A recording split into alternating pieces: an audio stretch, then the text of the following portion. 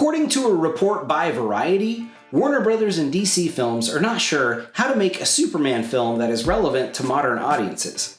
As this news hit social media, fans were commenting about how easy it would be to make Superman relevant, especially with the current environment of United States politics. Superman being an illegal alien, hiding in America, and having a billionaire as an arch nemesis. Still, others online simply shared their opinion that the studio needs to make Superman an all-around good person. This reminded me of a line from Superman American Alien, where Clark suggests that maybe Superman is just a good guy with some spare time. All of this made me wonder, what would a Superman film for a modern audience look like? Let's imagine that I'm pitching my Superman movie ideas to the execs at Warner Brothers Studios. For reference, I drew inspiration from Superman American Alien, one of the best Superman graphic novels out there. If you want to experience that story first, go check it out and come back and watch this video when you're done. First things first. Don't start this Superman movie on Krypton. Audiences have seen the Krypton origin so many times that it ironically acts as kryptonite to the audience's attention. Superman is an icon, not just in America, but all over the world. So instead of front-loading the movie with the same origin story, let's use flashbacks strategically throughout the movie to help the audience connect with the characters and understand Clark Kent's internal struggles. Now, to make this story more relevant, I'm making some very important changes to the characters. For example, Clark doesn't initially know he's from Krypton or about its destruction. He only knows he's an alien and has powers unlike everyone else. This change is necessary because Clark's arc in this story is an identity crisis. A major aspect of our identity is where we're from, who our parents are, and our culture. Clark doesn't have any of this information. While his motivations for becoming Superman are simply to do some good, a secondary motivator is the hope that footage of him is broadcast and potentially seen by his biological family. Many people struggle with their identity at different points in their life, so giving Clark this struggle increases his relatability. Jimmy Olsen isn't a photographer at the Daily Planet. He's Clark Kent's longtime friend from Smallville. Why make this change? Well, everyone has friends, but try this for me. Other than love interests like Lois Lane or Lana Lang, name one of Clark Kent's actual friends from a Superman film. It's pretty hard to do, right? Even Jimmy in most Superman films is just a coworker, not really a friend, and he typically plays an extremely small role. But in this story, I'm changing that and giving Jimmy a story arc of his own.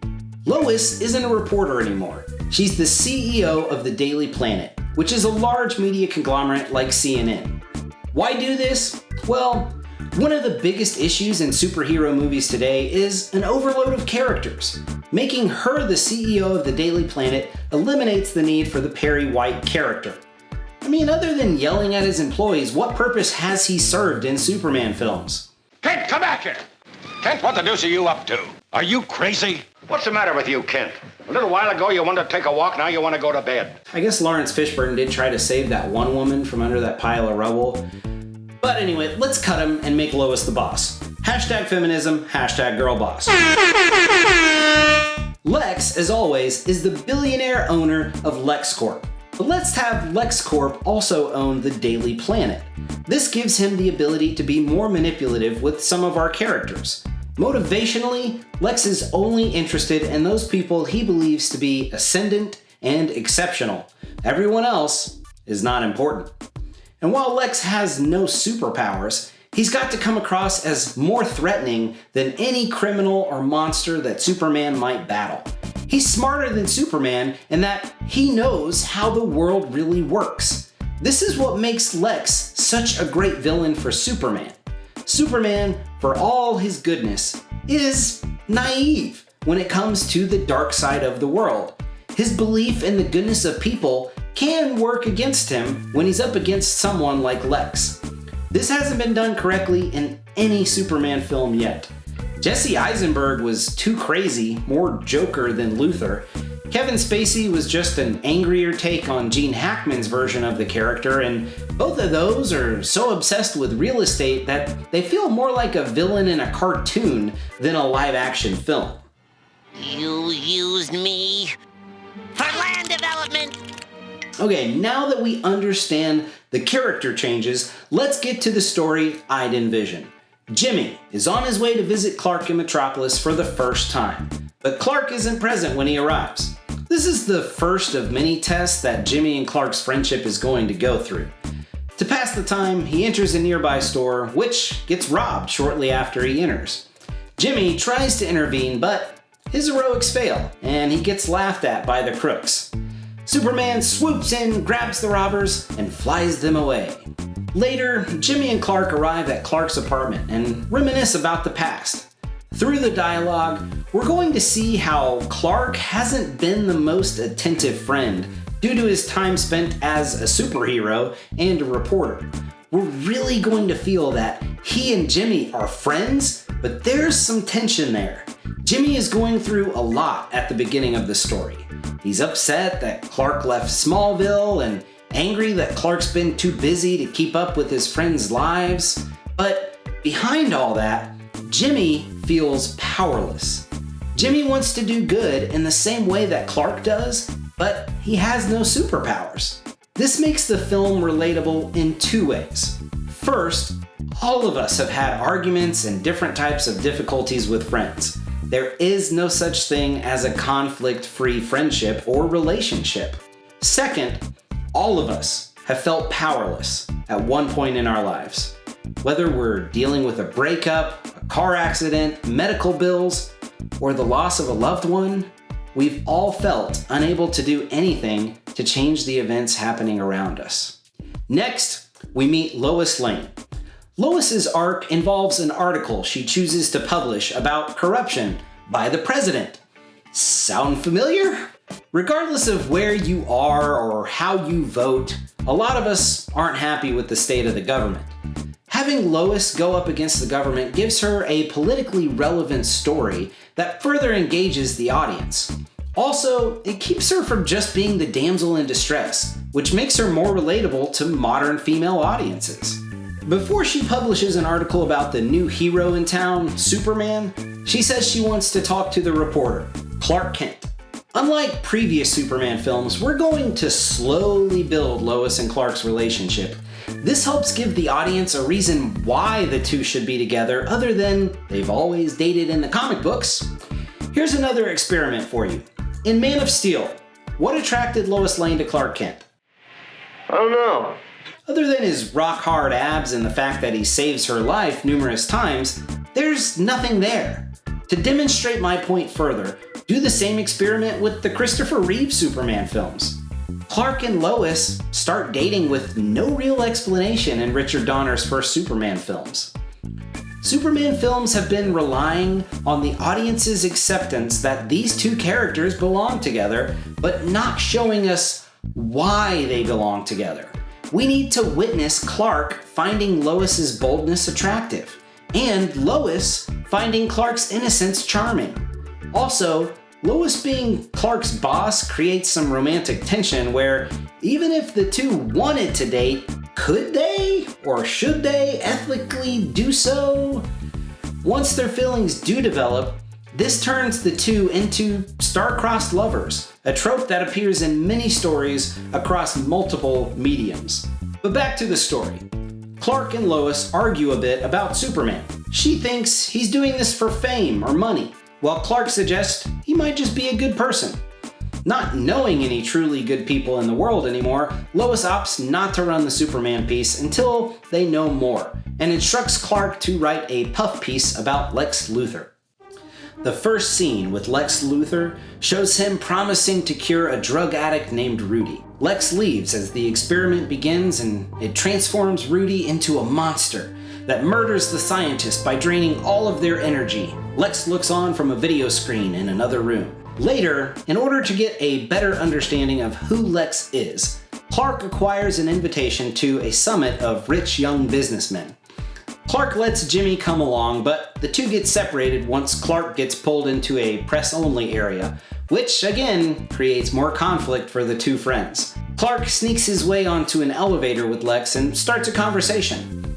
Lex and Clark speak, and we can tell there's a huge difference between the two characters. Meanwhile, Lois has caught the ire of the government and received a court injunction demanding the Daily Planet stop publishing all articles on the subject of the president's corruption. This gets Lois invited to Lex's office for a conversation. Remember, Lex is Lois's boss. Also, she doesn't know it yet, but Lex is manipulating her. Lex agrees that they should keep publishing the articles. Clark and Jimmy catch up with each other and argue about Clark's motivations for becoming Superman. Things get pretty heated and Clark decides to leave. Through a window because, well, he's Superman. Now, Clark's arc starts to progress a bit further. Similar to Superman American Alien, let's have a Green Lantern rescue him from a drunken attempt to fly to the moon and reveal that he's from Krypton. This also serves as a bit of a Green Lantern cameo or a potential setup for a Green Lantern film, hopefully one that's better than the Ryan Reynolds one. Good one. Yep, that was a good one. Clark, though, is elated at this revelation. Now remember, he doesn't know yet that Krypton has been destroyed. After being rescued by a Green Lantern, Clark goes to the roof to make up with Jimmy. He understands that Jimmy feels powerless to help if something were to happen that Clark couldn't handle on his own. The two hug and call each other their best friend. They love each other like brothers. Jimmy goes back inside and Clark hears a loud boom. Superman flies in to see a giant creature. This is shocking because he's never seen anything like this. He flies nearby police to safety before engaging the monster. This is important because one of the biggest complaints Man of Steel received was that Superman didn't seem to care about the lives of those around him. There was so much destruction and chaos that numerous people surely died from his saving the world. Superman values life. We've seen this in the comics and in other Superman films. It's one of the most important parts of the character, and it helps connect the audience with him even more. Superman gets thrown around a bit. After all, this is an entirely new type of challenge for him. Finally, he manages to defeat the creature, who transforms into a man. It's the drug addict Rudy, who we met earlier in a LexCorp laboratory. After a quick interrogation, Rudy reveals it was Lex Luthor who did this to him. Superman confronts Lex, but Lex is not afraid of our hero. He belittles Superman for coming here based on the word of a monster, and compares Clark's actions to that of a child. Lex is disappointed because he thought this hero was ascendant and exceptional like he is, but instead, in Lex's eyes, he's an idiot. Using his intellect, Lex manipulates Superman into leaving his office. This interaction is important because it demonstrates that Lex does not need kryptonite to defeat Superman. There's not even going to be kryptonite in this film. This is another way to make the character more relatable. None of us like the feeling associated with rushing into a decision and walking away regretful and defeated. After this monster attack, Lois has changed her stance on Superman. She and Clark talk again about the Superman article he's writing.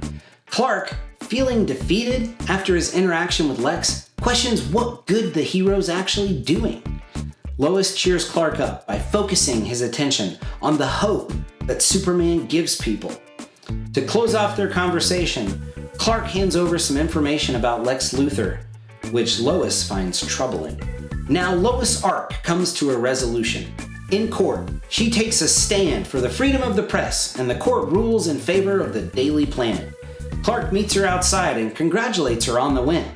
As soon as Clark finishes his sentence, a limousine pulls up to the curb. The window rolls down. It's Lex Luthor. He congratulates Lois and invites her for a ride. She cautiously gets in. Clark, being suspicious of Lex, runs into an alley and leaps to the top of the building to follow them. In Lex's conversation with Lois, she discovers Lex manipulated her into ensuring the president would lose re-election. Lex also admits that he knows she's received some troubling information about him, but wants her to kill the story.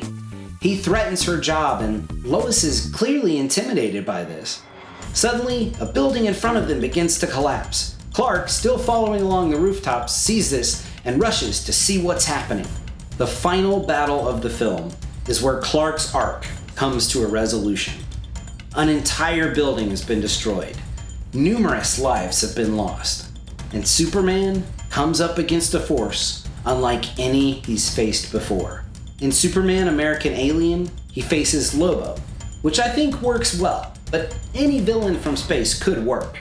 Everywhere, people are watching this happen on TV as the Daily Planet manages to get a camera close enough with a helicopter. But Jimmy isn't watching this. Bringing his arc to a close, he rushes in to help. Powers or no powers, he's got to help.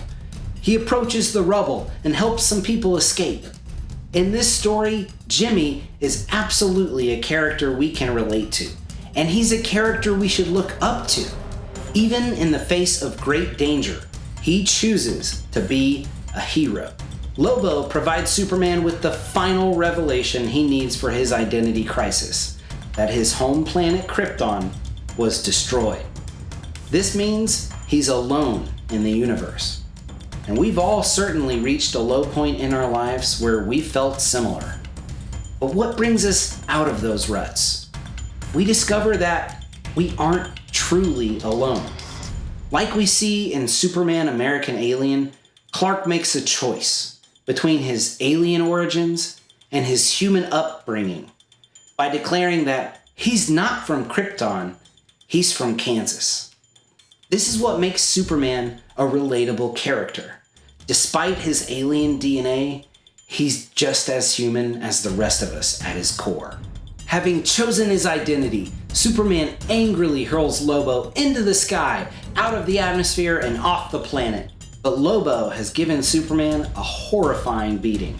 Bruised and stumbling as he walks, Superman manages to make it into a nearby alley and finally collapses.